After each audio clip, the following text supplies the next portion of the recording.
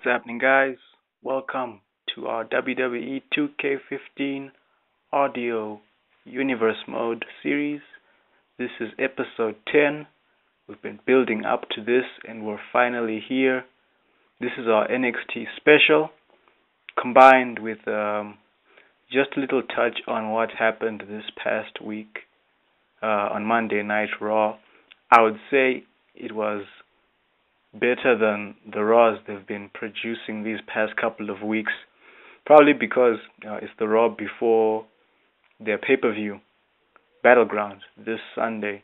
So a lot of people were hoping that this Raw will be, something that we can watch after everything that we've been going through these past couple of weeks. And in more cases than not, it was a good Raw, watchable Raw. A lot of things to take away from it. I'll touch on that before we do our special. And also, revealing the name of our special. This was suggested by my friend Murph's YT13 some weeks back. This was the name he suggested, and our special is NXT TakeOver Supremacy. I hope you enjoyed that. I hope you like that, you guys. Again, I had been hoping to get more suggestions, but I didn't get any other suggestions. This was the one that was left, so that's the suggestion I'll be taking and we use for this special. Hopefully, in the next special, there'll be more suggestions from you guys, so that there'll be a variety and I can select. You guys vote, and we have another name. So for our first special, NXT TakeOver Supremacy, suggested by Murph's YT13. He has a channel on YouTube. You can check that out. He does, I think, playthroughs for... He has a match of the week series for WWE 2K15 where he reviews Raw as well. And I think he does UFC. I think he does either FIFA 15 or is it Pro Evolution? And it's a soccer game. I'm not sure which one it is. But those are the series he's currently doing on his channel on YouTube. So you guys can check that out when you have the time. He suggested Supremacy. That's the name of our special. So I'm going to just briefly touch on Raw. Then we get into the special. As I was saying, a lot to take away from this week's episode of Raw. We had Lesnar making an appearance and in action somewhat in the last segment after the contract signing for the WWE World Heavyweight Championship match at Battleground. He got his hands on Kane and Seth Rollins. Although they would double team him, he would fight back, taking Kane out of action by, I'd say, he shattered his ankle with the steel stairs. And of course, Rollins, being the weasel, he hightailed it out of there, only to come back and cut a last-minute promo before the end of the show, just again trying to enforce his position as the WWE champion. But, I think he was a lot stronger at the beginning of the show, calling out Lesnar, telling people that he's not afraid of Lesnar and everything. I think that was when he was strong. Then during the show, when he was talking with Kane backstage about what are they going to do as far as the contract signing segment is concerned, do they have a plan? And Kane, of course, reassuring Seth Rollins that he has a plan, he shouldn't worry, because their biggest worry was, it's a contract signing with Lesnar. Anything is not going to go quietly. And Heyman had warned them not to break that 11th commandment, not to intentionally provoke Brock Lesnar. And that was on Seth Rollins' mind throughout the show when he was with Kane backstage. But unfortunately, Kane, taken out by Lesnar, probably for maybe a couple of weeks, a couple of months, I'm not sure. Probably the same amount of time as J&J Security are going to be away. So it's going to be interesting to see how Seth Rollins is going to manage without those three in his corner at Battleground. He's going into that match solo, one-on-one with the Beast Incarnate. So a lot of people now will have another reason, more reason to sign up for the WWE Network or to buy the pay-per-view, that sort of thing and everything. So I'm hoping it will be a good match, although I think most of us expect Seth Rollins to come out as champion, though now that, because I think we had assumed that he was going to have Kane in his corner, Kane coming back from vacation. Kane has been taken out of the equation now, J&J Security out of the way. What happens now with Seth Rollins? How will he retain that championship? Or will Brock Lesnar defeat him for the title and defeat him again at SummerSlam in their rematch? It could go either way, so let's hope Battleground will be exciting. They announced Dean Ambrose versus Wyatt for like the 100th time. Honestly, I sighed when I saw the announcement for this match, because I'm like, okay, we've had these guys fight before. It's going to be the same result. Wyatt defeats Dean Ambrose. It just seems like Dean Ambrose can never defeat Wyatt clean. It just feels like someone backstage, when they had their feud late last year coming into this year, Wyatt had the advantage over Dean Ambrose. There was always a screwy finish, and you reached a point where you stopped hoping in Dean Ambrose beating Wyatt. So when that announcement came on Monday, I was like, same result. Wyatt is going to defeat Dean Ambrose. What else is new? But the twist was Roman Reigns came out right after Wyatt's entrance and attacked Wyatt before the match could even begin. And the odd thing was, Dean Ambrose was right there by commentary, standing, doing nothing, and knowing Dean Ambrose for his lunatic antics, you'd have expected him to at least come in and help his friend out, since he has history with Wyatt. Some help his friend Roman Reigns take on Wyatt, but instead it was just Roman Reigns, Wyatt fighting it out. Dean Ambrose standing there doing absolutely nothing, and in the end, Wyatt, he got away with Roman Reigns left outside, looking probably very odd. I mean, even the segment itself, it ended pretty weirdly. We just had Wyatt going back up the ramp, and next thing, that was it. Moved on to the next segment, which was, I would say this would be the highlight of this episode, and it's probably what my friend Cyril, I've talked about him before. He sent me a message earlier in the evening saying this week's Raw is a must to watch, and I was like, really? Considering everything that we've had as far as Raw is concerned these past couple of weeks, it had better be good. And this segment with the Divas, with Stephanie McMahon coming out, talking about this change, this revolution that has to happen in the Divas division.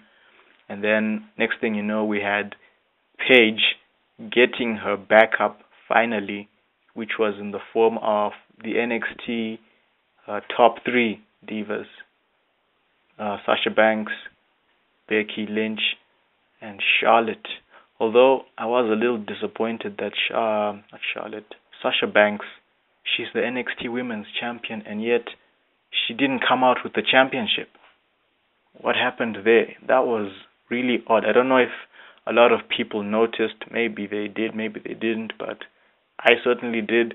She's the champion. I mean, if Owens, who was still on the NXT roster, could come to the main roster on Monday Night Raw with the NXT championship, why couldn't Sasha Banks be allowed to come with the the NXT Women's Championship. I mean, maybe they thought it would be weird for the crowd who doesn't watch NXT. They'll be like, oh, there are two championships. What's going on here?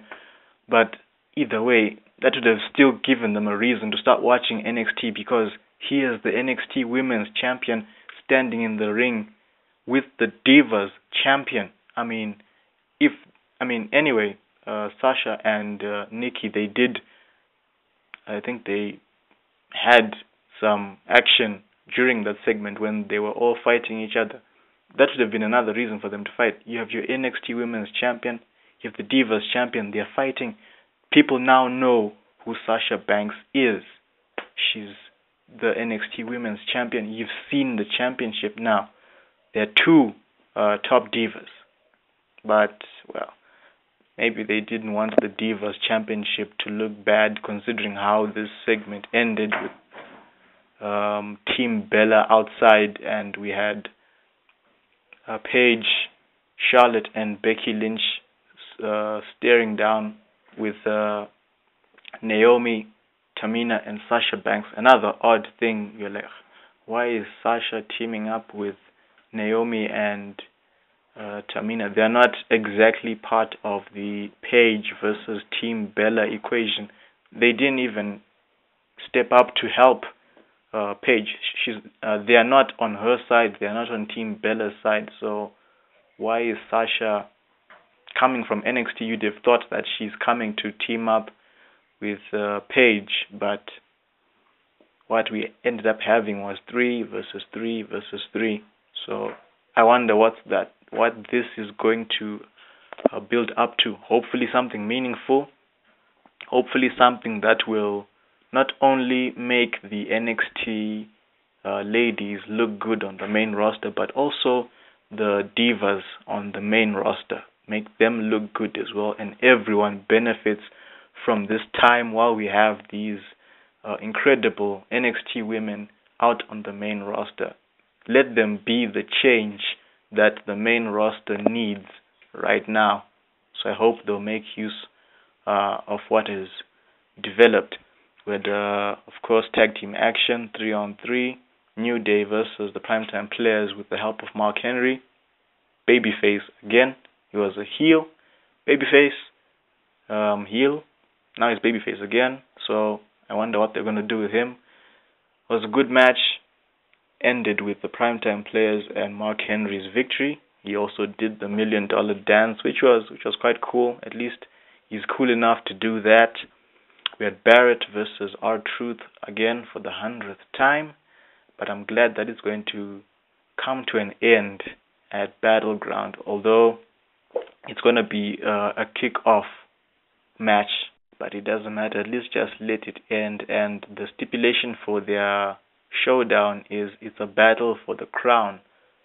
So we might just see R-Truth defeating King Barrett to become the new King of the Ring. It's an interesting twist. I don't think I've seen anything like this happen before, where the King of the Ring has to defend his title against someone else. Usually you win King of the Ring, you're King of the Ring, end of story. You're pushed, hopefully becoming a world champion, I think. But here we are, the title is on the line. Will King What's Up defeat King Barrett and become the new King of the Ring? Interesting. I think I would like R-Truth to win. I think he would do a better job as King of the Ring than King Barrett, because it just seems like what happened when he was Intercontinental Champion. He wins the title and he's losing matches more than he wins them. What's going on with Bad News Barrett? They push him up and then they start breaking him down when he's at the top until he's back to where he was before becoming champion, or before becoming now as King of the Ring. So maybe with R-Truth it will be a reboot with this King of the Ring situation. Maybe he'll be a better representative of King of the Ring, and they'll push R-Truth again to something meaningful.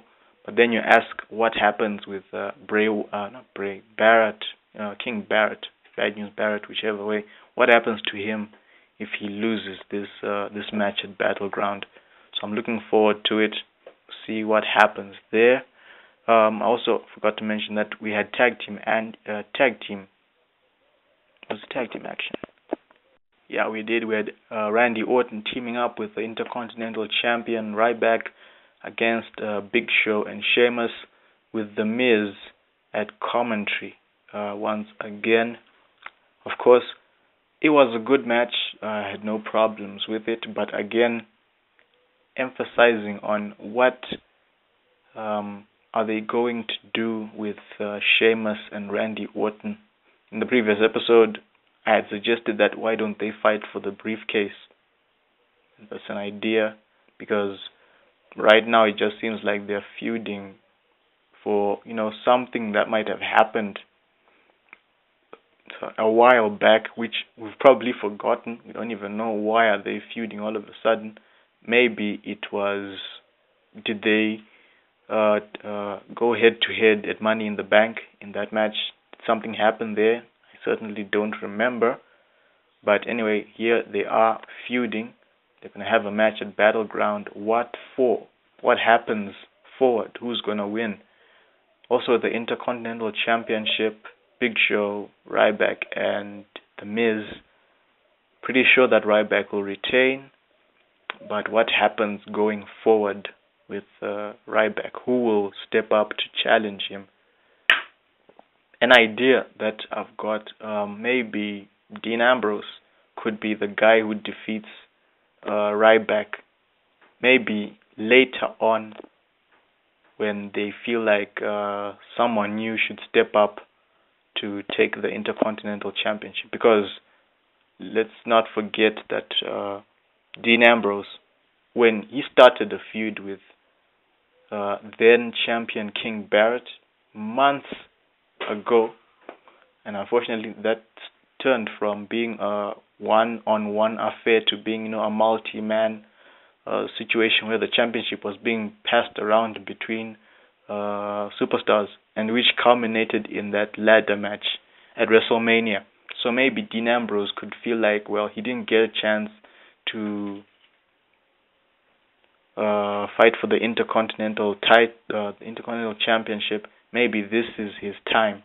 So maybe that's a future feud for the WWE could try there. Ryback Intercontinental Championship against Dean Ambrose. Dean Ambrose finally wins that title and they move forward. Though I wonder again, if they give Dean Ambrose the title, what happens to Ryback? Because the hope is, okay, he loses that title, let's move him up.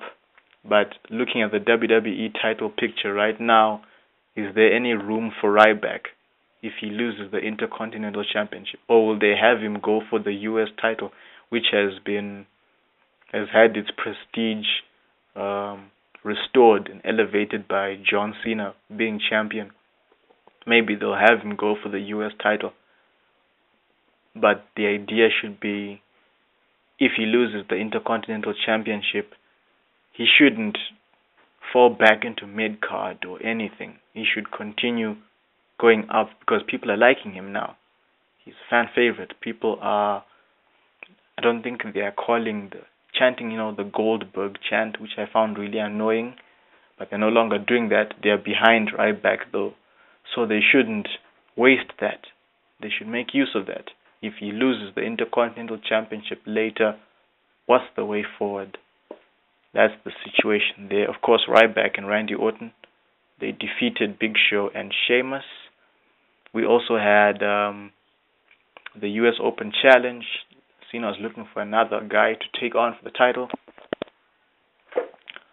The guy who came out was Rusev. That was a surprise. I didn't think Rusev would come for the Open Challenge. I thought maybe he would be occupied with other things, but he came up for the challenge. He didn't get a chance to compete for this challenge at first because Kevin Owens would come and interfere. He wants to be the guy who defeats Cena for the title.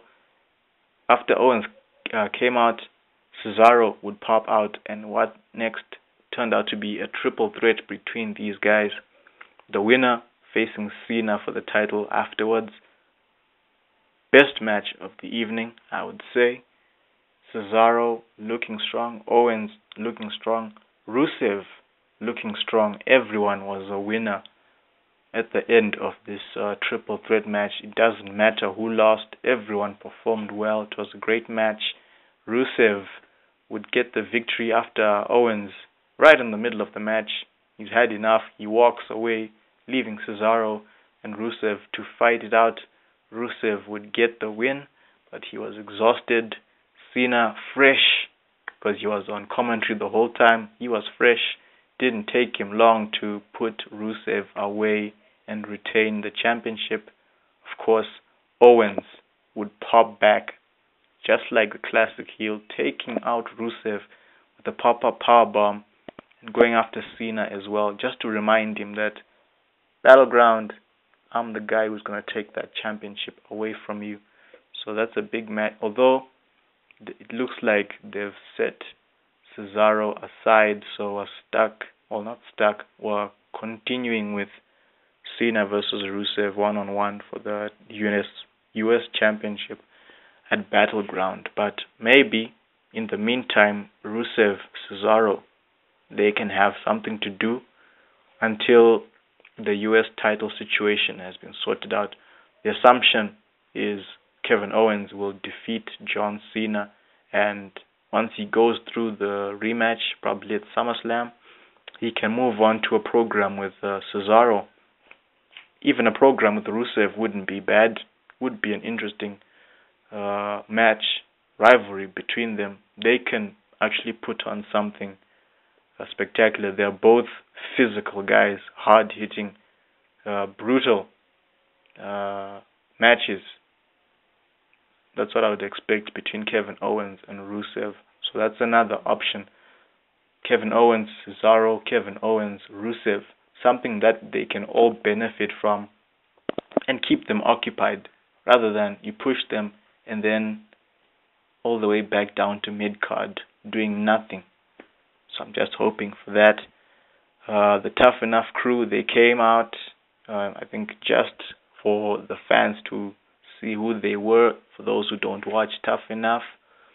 Lita was the one who was introducing them, although I think that segment would have gone a lot better if all three judges were there, Lita, Booker T, and Billy Gunn.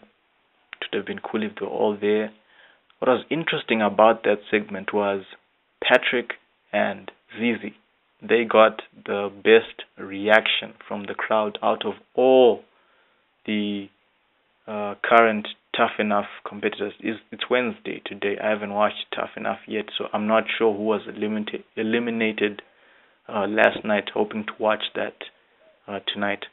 So yeah, Zizi, Patrick got the best reaction from the crowd. That should be a sign that perhaps these guys are going to at least make it to the top two of the guys. Maybe even top two overall. That would be fun. From the ladies, Daria's gone now, and Diana, of course, she left, but I would have hoped Diana would have stayed, because she looked like one who was going to win it for the ladies. She was competitive, she has personality, and whatever challenge they brought up to her, except for the top rope bump challenge that they had to do, I think she could have stepped up and performed well for any other challenges they would have brought up. But now that she's gone and Daria is gone as well, it's hard to decide which of the ladies will be the one to win it. Maybe Gigi, Georgia, or I'm not sure about Gabby. I don't think fans are liking Gabby now, especially after what happened during Tough Talk. That was explosive, so I don't think Gabby will probably be eliminated. Maybe she was eliminated last night, but I don't see her making it to the last, winning actually. Sarah Lee, maybe, if she steps up as well, she could win it. So ladies, I'd put my money on Gigi or Sarah Lee. Yeah, that's as far as the ladies. But the guys, Patrick, Zizi, even if they don't make it to the end, I still hope WWE will get in touch with them and get them on board. Hopefully, both of them actually, not just one of them, both of them. I think they'll do really well. Maybe even a good tag team.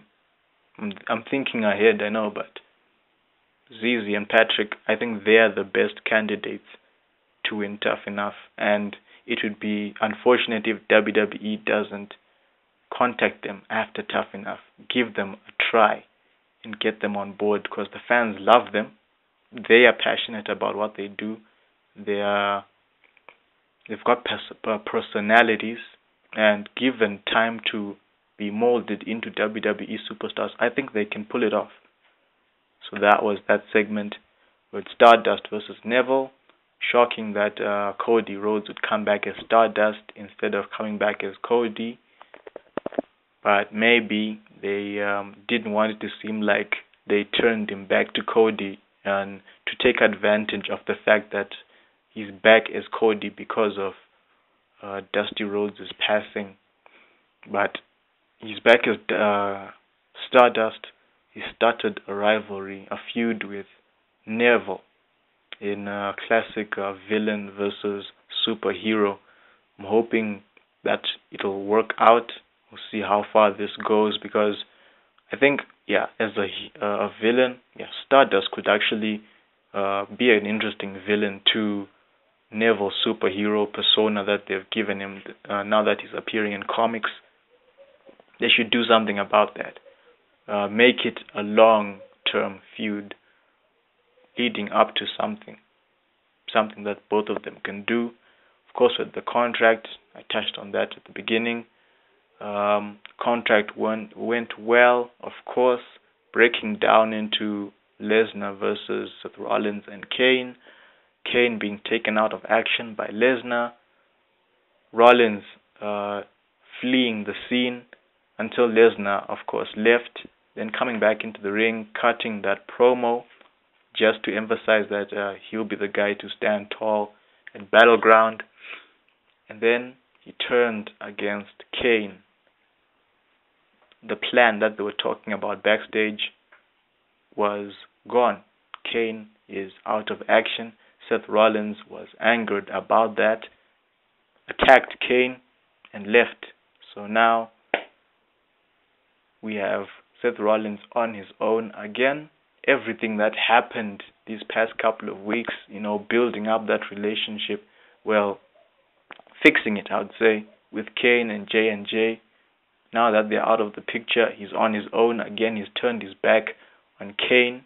What happens when J&J come back? Is he going to turn his back on them? Probably, knowing Seth Rollins.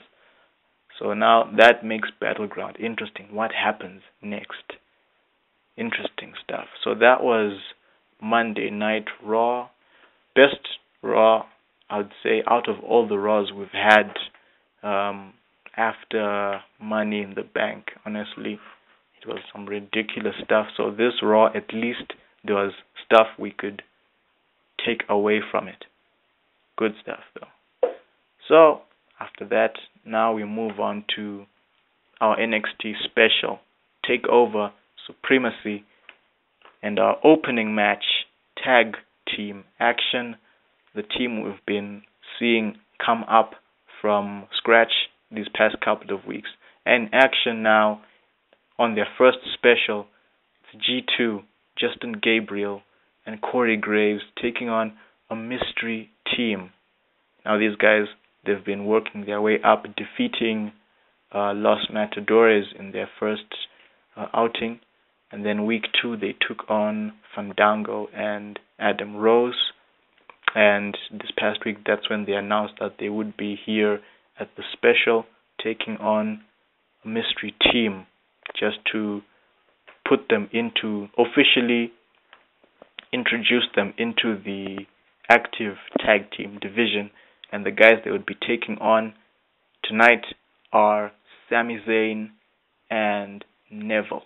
Our general manager, Teddy Long, he wanted to see how ready are G2 for a stage such as an NXT TakeOver event. He gave them this shot, try and prove themselves against this team of former NXT champions.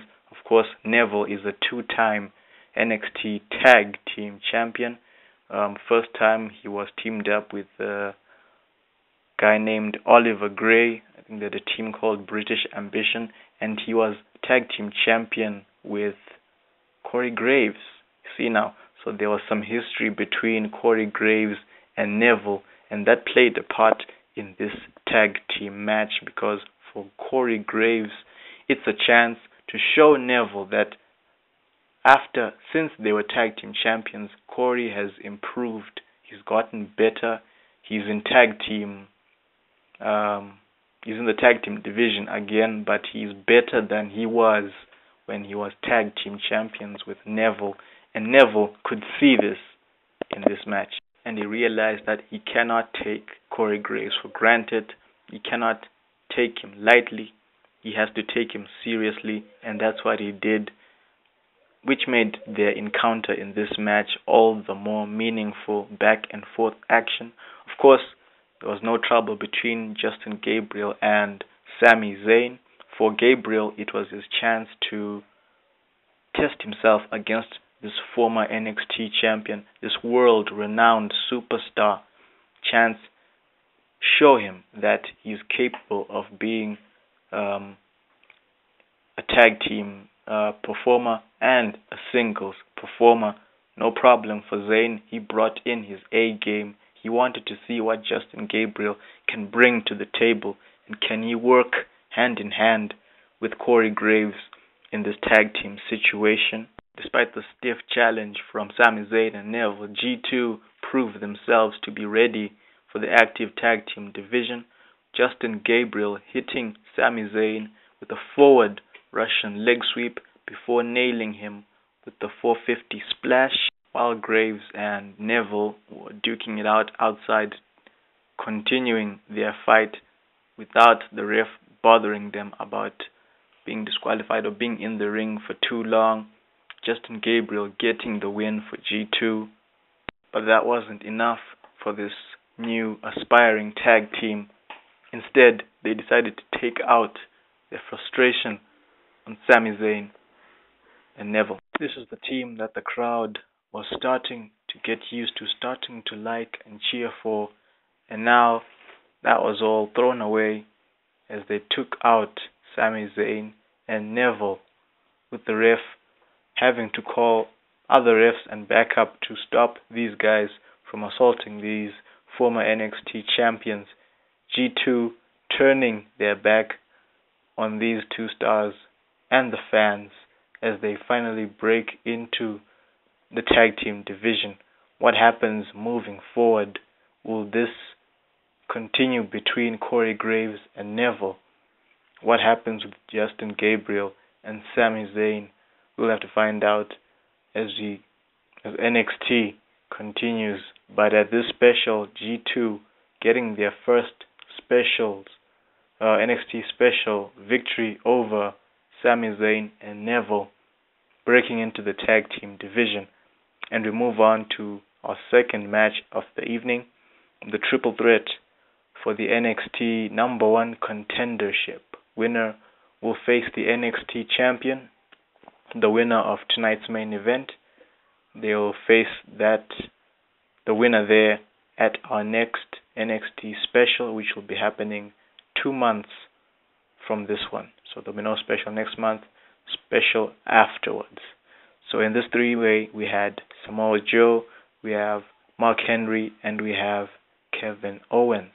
This match was set up by the GM, having realized that he has no way of sorting out what happens between these three guys, how to settle the score between them by having them compete in this three-way, and to make it that much sweeter, adding the number one contendership for the NXT championship to this three-way. Kevin Owens being a former NXT champion, a lot of people feel that he has the advantage in this three-way, having had experience as NXT champion. He teamed up with Samoa Joe at the beginning of this match so that they could take out Mark Henry. And with Mark Henry out of the equation, Samoa Joe and Kevin Owens could finally go toe to toe, as the crowd had been hoping to see since Kevin Owens attacked Samoa Joe, who had stepped up to accept Mark Henry's challenge and was going to take this big man down. But here we have Kevin Owens, Samoa Joe going one-on-one with Mark Henry out of the equation. But this didn't last very long because, of course, the world's strongest man getting back to his feet, joining the fight, turning it into a three-way dance again. It didn't take him long to overpower Kevin Owens, whom he defeated in that closed steel cage match a couple of weeks back, and to start fighting with Samoa Joe, the man who stepped up to take on Mark Henry one-on-one. These two went at it again for the very first, though it was a triple threat, but we finally get to see Mark Henry and Samoa Joe going at it.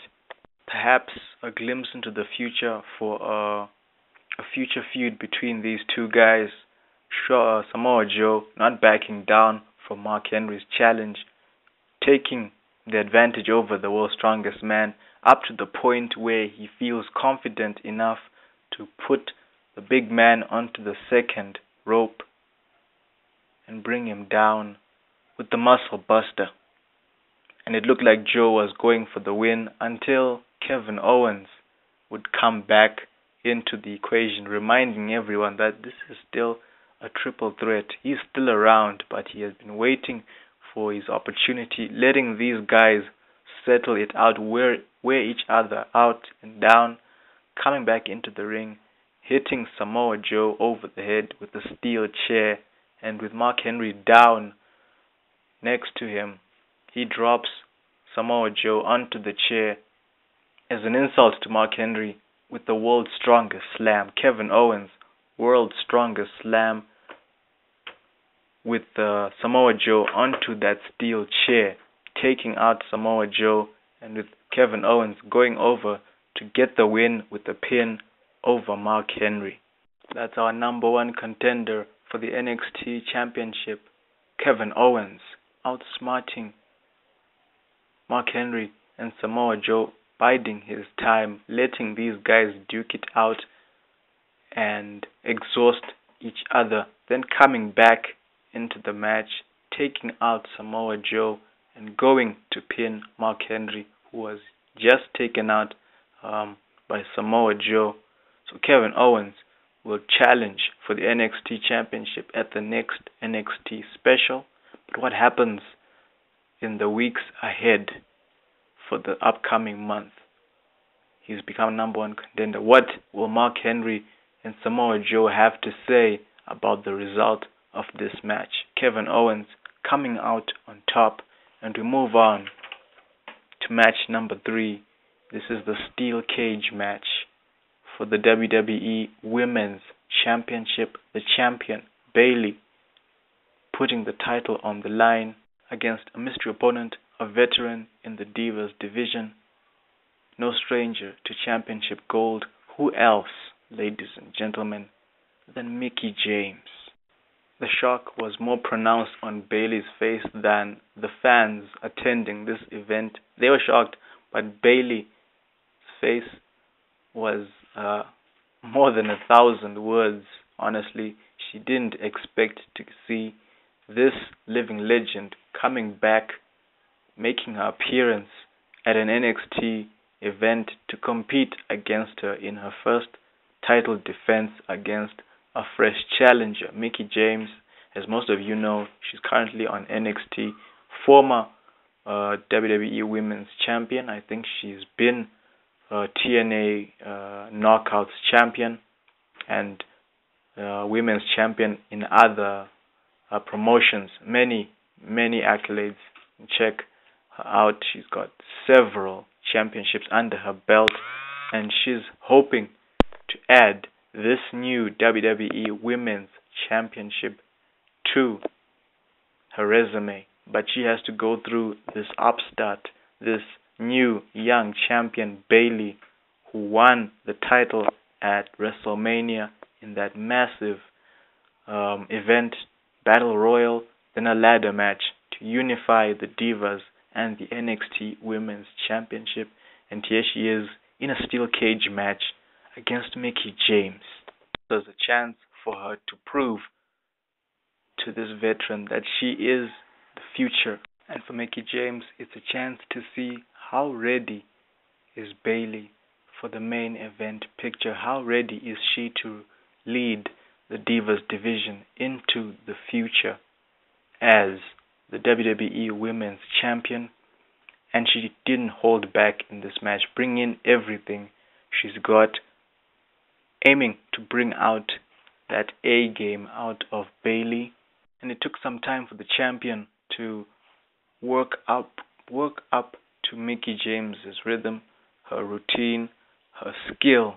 It took her a while, so Mickie James was in the lead from the start of the match, and for a greater part of it, she had the crowd on her side for some time, and then they were against her because she started making use of that steel cage as a weapon. There are no disqualifications, no count-outs in this match. It's a closed cage match. As a reminder, the only way you can win this match is by pinfall, submission, or you walk out the door.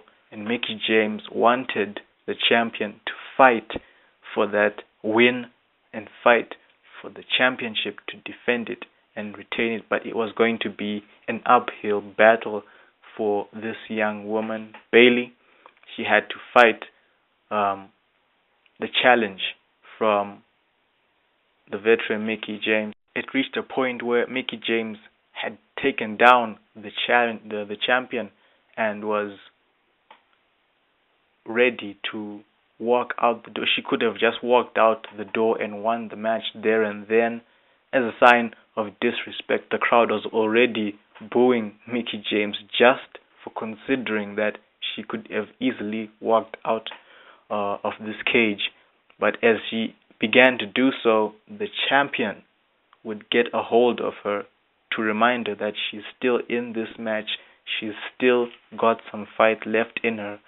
And Mickie James decided to stay in the cage and continue this fight against the champion, who would start working her way up to taking advantage of the challenger, fighting her way over the challenger and making a comeback. And we could start to see that the time she had taken following the champion as she led the pace of this match, she used that time to start learning Mickie James's moves, her movesets, her routine and everything. And now she was toe-to-toe with Mickie James, able to keep up with her as she makes her comeback in this championship match, giving her a reason to fight back and start taking Bayley seriously. Mickie James would find an opening looking for that Mickey DDT. Bayley would reverse that, pushing the challenger back. Mickie would then attempt the Mick kick. Of course, Bayley would dodge it, getting hold of the challenger and bringing her down with her finisher, the belly to Bayley. She just needed the right moment to hit that finisher, not wasting it right in the middle of the match, but waiting for a point where the challenger cannot fight back against Bayley's offense. And this was it. This was the moment. Bayley hitting her finisher on Mickie James rather than walking out like what Mickie James had considered doing earlier in the match.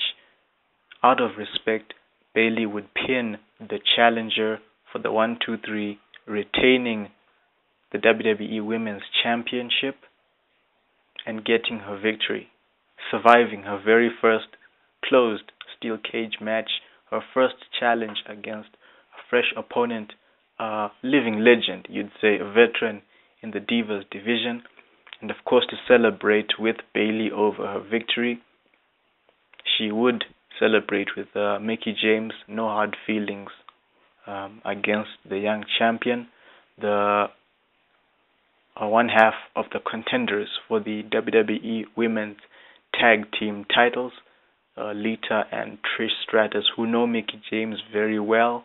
They've had there's a lot of history between these ladies. They came out to celebrate with Mickie James, with Bayley and Mickie James, sort of as an endorsement to Bayley's victory over Mickie James and her moving forward as the WWE Women's Champion.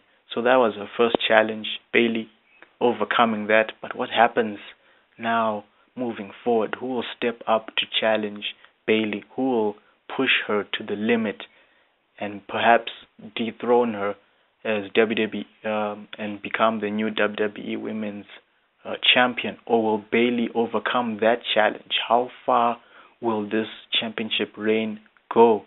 We'll find out. But here we have Bayley retaining the championship and moving forward. And moving forward to the next match, match number 4.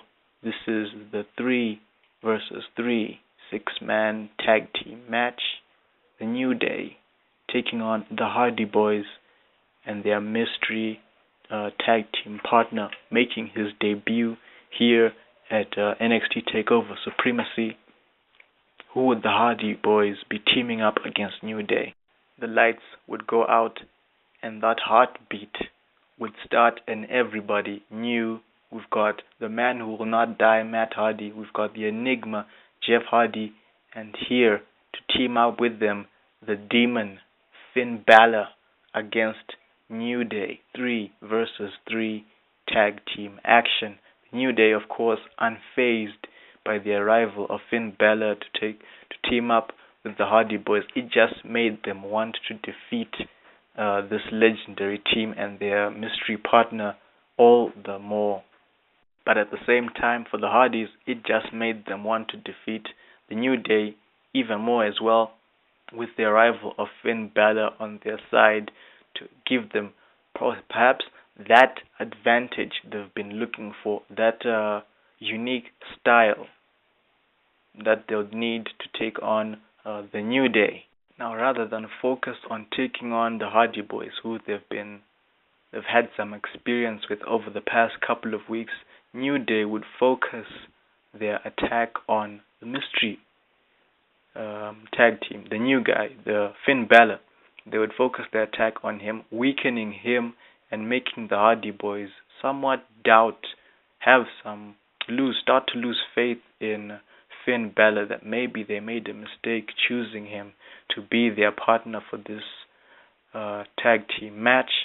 Perhaps this was a bad idea, but of course Finn Balor, he would fight his way out of the New Day's corner, finally getting to tag in Matt Hardy, would go toe-to-toe with the man who was tagged in, Xavier Woods. Matt Hardy would take advantage of the fact that the New Day had just spent most of their energy working on Finn Balor. Now that Finn Balor's out, Matt Hardy was fresh. He could take on New Day on his own. And of course, Jeff Hardy would come in to help him out.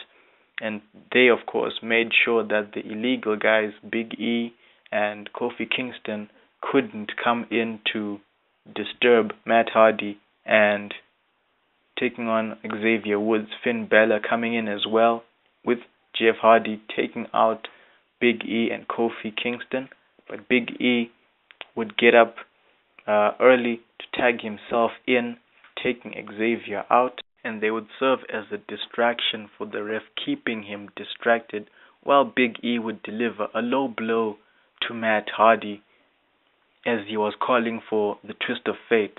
Low blow to Matt Hardy, preventing him from hitting that finisher, and that would allow Big E to take the advantage of Matt Hardy, picking him up and preparing him for the team move, the Midnight Hour, as Kofi Kingston and Xavier, they finally got one over Jeff Hardy and Finn Balor, allowing Kofi to climb the rope and come in and perform the move with Big E on Matt Hardy, the Midnight Hour as it's called, and Big E getting the cover over Matt Hardy and the win for New Day. The Hardys with their partner Finn Balor coming out as the losers in this match. New Day, who accepted the challenge for this six-man tag team match, they come out as the victors, moving forward with having something to brag about over the Hardy Boys and Finn Balor. What happens moving forward, we'll have to find out. But the New Day, coming off this big win over the Hardys and Finn Balor, and we move on to some more tag team action, but with some gold on the line. The NXT Championship being defended. Rhino and Baron Corbin against the challengers Tyler Breeze and the Brian Kendrick. Now, if we count the stats from the six-man tag team main event matches that these two teams have been involved in, we could say they are tied at 1 apiece. The first match they had, the team of the NXT champion, John Morrison, Tyler Breeze, and the Brian Kendrick, they got a win over the challenger for the NXT championship, Y2J, and the tag team champions. And this past episode of NXT, the tag team champions would get the win. So this was the final between them. If you count those six-man tag team matches, this was the final. This was where it all ends. Will the champions retain, or the challengers step up and dethrone them? The challengers came into this match focused and with a mission to become the new NXT tag team champions. They would give the champions everything they've got, and which made the champions fight even harder, because you'd expect Rhino and Baron Corbin not to just sit back and let the challengers walk all over them. They gave them a fight. They gave them a reason to step up as well, and it was back and forth physical contest, something you wouldn't really expect to get out of someone as agile, someone as quick as Tyler Breeze or the Brian Kendrick. These guys were toe-to-toe against veterans, hardcore veteran like Rhino, and someone as hard-hitting and as physical as Baron Corbin. Tyler Breeze and the Brian Kendrick, they were smart by weakening the biggest threat to the challenge in this match, Rhino, slowing and weakening the big guy, forcing Baron Corbin to have to work twice as hard for the team. They took advantage of that by double teaming on Baron Corbin, making him again work twice as hard, slowing him down quicker than what happened with Rhino. With Rhino slowed down, with Baron Corbin slowed down, looked like the champions were in to lose, but of course they rallied back up. Rhino getting his momentum back against the challengers, reaching a point where he was ready to end the match with the gore. But illegal man Kendrick would get a hold of his leg from outside, keeping Rhino from going for the gore, distracting him. And with him distracted, of course, Baron Corbin wondering what's going on. He didn't see Breeze, legal man, get to him, take him out of the equation with a super kick, sending Baron Corbin off the ring apron. By the time Rhino was ready to hit the gore, he would run right into a beauty shot from Tyler Breeze, but that wasn't enough.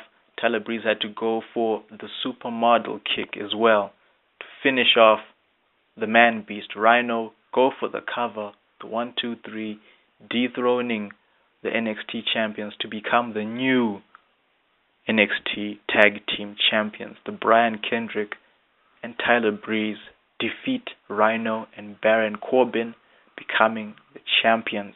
What happens moving forward? These guys have won the championship. Their partner is competing next. It's time for the main event.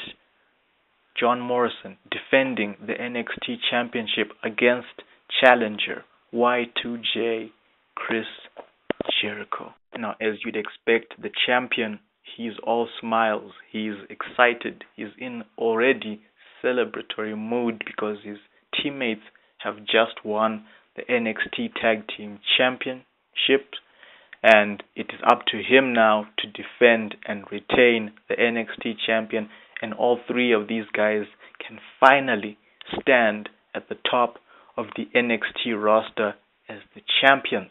But keeping him from realizing that, of course, is his challenger Y2J, who has a victory over him, having defeated John Morrison a couple of weeks back to become number one contender and challenge him for the title here tonight in this main event. Both of these guys have a lot to prove. They have a lot to bring into this final encounter. Title is on the line.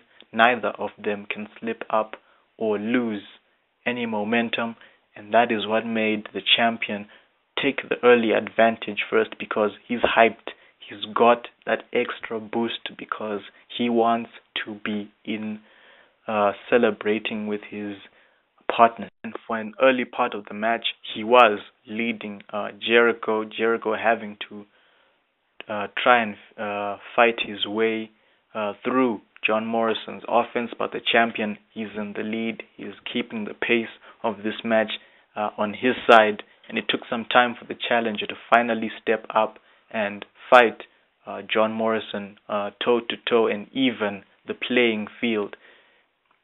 Jericho would take advantage of Morrison's half-assed focus, I'd say, because he wasn't completely focused in this match. Instead, he's focused on this match, but he's more focused on winning the match, as in celebrating with his new tag team champion friends. So Jericho would take advantage of that, and that would lead him to overtaking Morrison and leading the match. This reached the peak where the tag team champions would make an appearance in support of their friend Morrison, and the crowd was starting to realize that this is probably going to go the same way that it has always been. Tyler Breeze and the Brian Kendrick getting involved and allowing Morrison to steal the win and retain the championship. This is the reason why he's been NXT champion for over 9 months, going for 10 months if he survives tonight. The champions are out trying to cause a distraction with Jericho. The ref is almost about to send them away when who else would show up but the new number one contender, Kevin Owens. Not one to be left out of the party. He's out, giving Morrison a reason to realize that that's the guy who's coming after him if he survives tonight. The champions, the tag team champions, trying their luck against Kevin Owens, who overpowers them because he's fresh as compared to these guys who just competed earlier. Owens competed matches back, so he's fresh, he's energized. He takes down the tag team champions, starts making his way to the ring as Jericho gets to hit the champion with the code breaker and locks in the walls of Jericho, making the effort, looking to make the champion tap out. But Owens gets to the ring, distracting the ref, disturbing Chris Jericho while he's applying the walls of Jericho. Jericho can't take it. He has to break the hold to get rid of Kevin Owens, taking him out with an enziguri, turning his attention back on the champion, who was ready for Jericho, hitting him with a super kick and then catching him again for the moonlight drive for the pin. 1, 2, 3, retaining the NXT championship. He doesn't waste time celebrating, gets his title, goes to help up his pals, the new tag team champions, and they're off. Champions leaving the special, having overcome their challenge. What happens going forward with Kevin Owens as the new number one contender? What happens with Jericho, whose match stolen from him, you'd say, because of Kevin Owens' arrival? What happens going forward? That was our NXT special, guys. Hope you enjoyed it. I hope you're looking forward to Extreme Rules. That's the episode coming after this. Thanks again. Oh, and remember, it's the kickoff episode first, then we have the pay-per-view. See you then.